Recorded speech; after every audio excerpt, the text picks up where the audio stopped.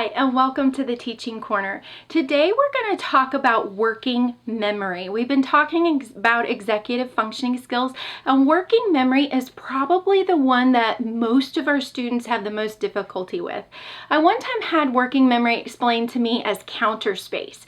So they said that some people have like the chef counter space where it just goes on for days and they have an island and they're able to prep all different kinds of dishes and meals and all these other kinds of things.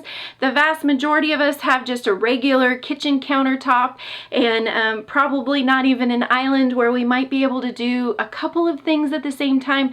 But then some of our students have a pop-up trailer countertop that's about this big, and they can only handle one or two things on it max.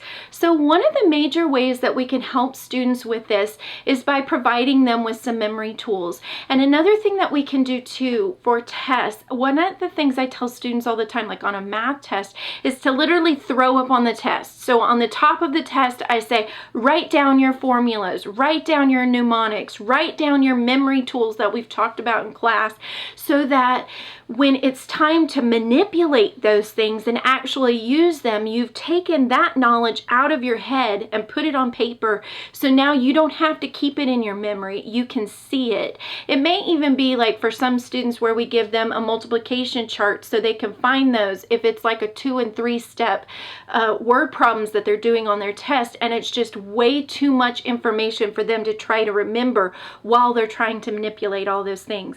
So what are some things that we can do to help with memory? Well, one of the things that we can do is to help students plan, and I'll put a link down below for my video on planner. But another thing we can do is help students connect things to a picture. So if we give vocabulary, we could draw a picture, and that picture will help spark a memory so they don't have to remember the word and the definition all by itself. So we're linking that to something visual for them.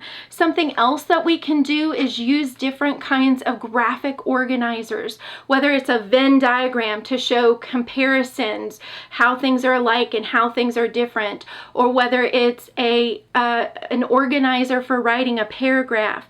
Something else that we can do is give them a mnemonic. So I've done a whole playlist, and I'll put a link down below for mnemonics, but there's science mnemonics and math mnemonics and all different kinds of things, editing mnemonics that students can use to help them remember things that they're struggling with. We can use note cards for helping them retrieve information. Again, on those note cards, and I did a video on note cards, which I'll link below, but using note cards in a variety of ways. So there's lots of information on them, but we're also using visual cues by drawing pictures on them so that students can help to get that information. Then we can use tools like math tools like touch points, or we can teach them how to multiply their 9s on their fingers. So using other tools so they don't have to have all of the information for those facts stored in their head if they're having trouble with their short-term memory. So I hope that was helpful. If it was, please like, share, and subscribe, and I'll see you later. Bye.